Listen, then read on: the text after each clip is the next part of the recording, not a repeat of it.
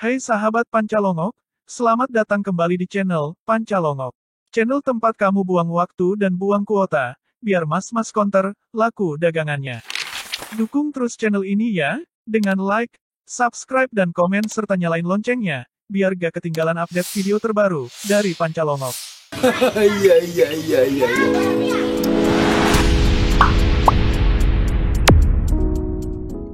Kali ini kita bahas seputar tempat wisata di Indonesia yuk. 10 tempat wisata di Labuan Bajo ini, wajib kamu lihat. Hey Beb, kamu, udah tahu kan? Tentang destinasi wisata yang hits ini. Yes, Labuan Bajo. Apa? Sekarang kamu lagi pengen liburan ke sini? Nah, sebelum kamu ke Labuan Bajo, tonton dulu ya video ini sampai habis. Untuk referensi kamu ketika kamu liburan di Labuan Bajo.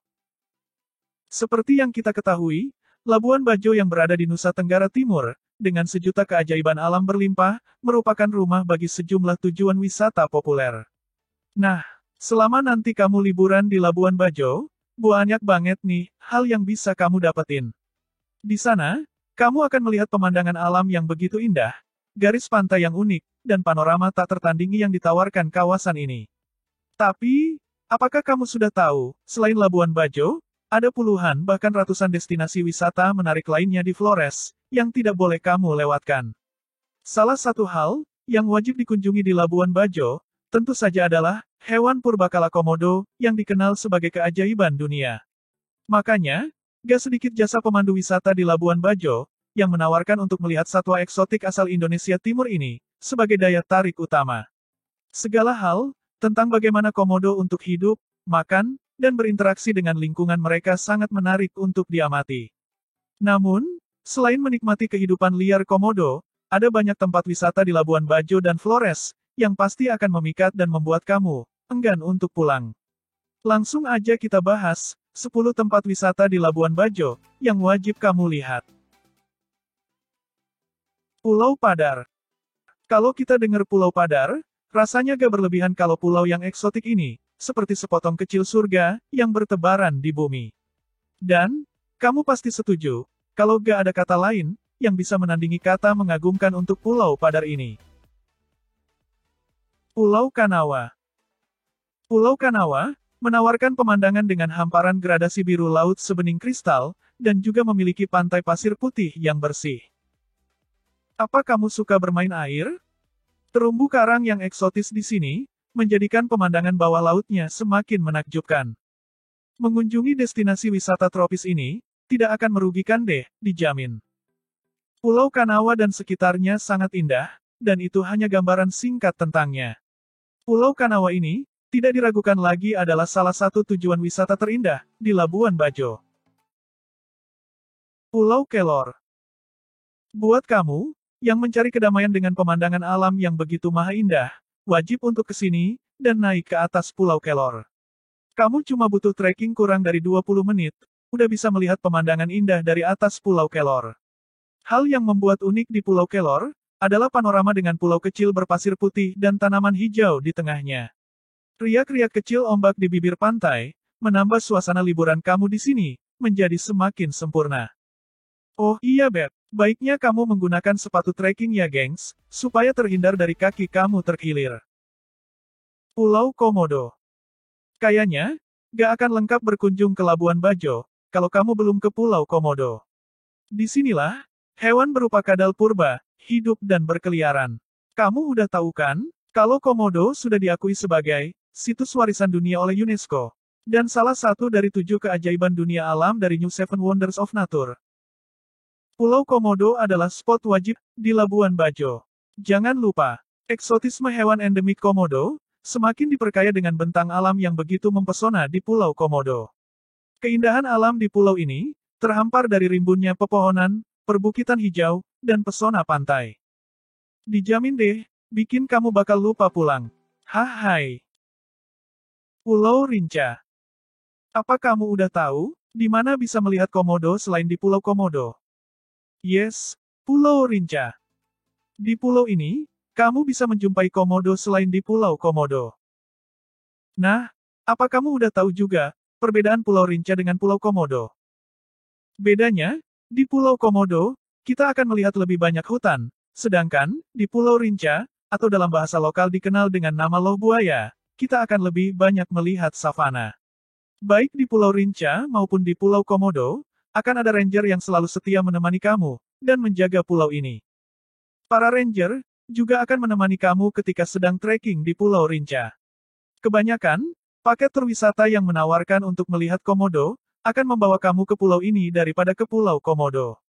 Pulau Rinca, masih berada dalam gugusan Kepulauan Komodo. Pulau ini, memiliki jarak yang relatif lebih dekat dari Labuan Bajo. Makanya, Pulau Rinca biasanya menjadi tempat pertama yang dikunjungi di kawasan Taman Nasional Komodo. Taka Makassar. Taka Makassar merupakan sebuah pulau kecil, yang memiliki struktur berupa hamparan pasir putih yang biasa kita kenal dengan gusung. Eits, apa kamu udah tahu, apa itu gusung? Jadi, gusung itu, kayak sebuah pulau di lautan, yang ketika air laut surut, maka akan membentuk sebuah pulau berpasir. Nah, kalau pas air laut pasang, pulau berpasir ini akan tenggelam dan tidak terlihat. Karena ukurannya yang sangat kecil, pulau ini hanya muncul ketika air laut tengah surut. Sementara ketika air pasang, permukaannya bakal tertutupi oleh permukaan air laut. Di sekitar Taka Makassar, terdapat spot yang dikenal dengan Manta Point. Aktivitas utama yang dapat dilakukan selagi berada di sini, adalah menikmati keindahan alam bawah lautnya. Kamu bisa menikmatinya dengan snorkeling atau diving. Hanya saja, kamu perlu mempersiapkan peralatan sendiri kalau ingin menikmati alam bawah laut di sini. Karena merupakan pulau tak berpenghuni, kamu jangan berharap untuk bisa menjumpai tempat sewa perlengkapan snorkeling atau diving di sini. Pink Beach.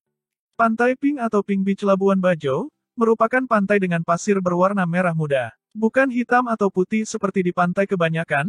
Keunikan Pantai Pink ini hanya salah satu, dari 7 pantai dengan pasir berwarna merah muda di dunia. Apakah kamu udah tahu, apa yang membuat pasir di Pantai Pink Labuan Bajo berwarna merah jambu atau pink? Dari manakah warna pink tersebut berasal?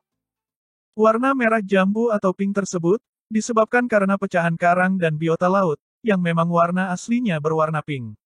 Kamu sudah sering kan, melihat foto atau video di media sosial, dengan latar keunikan pantai ini?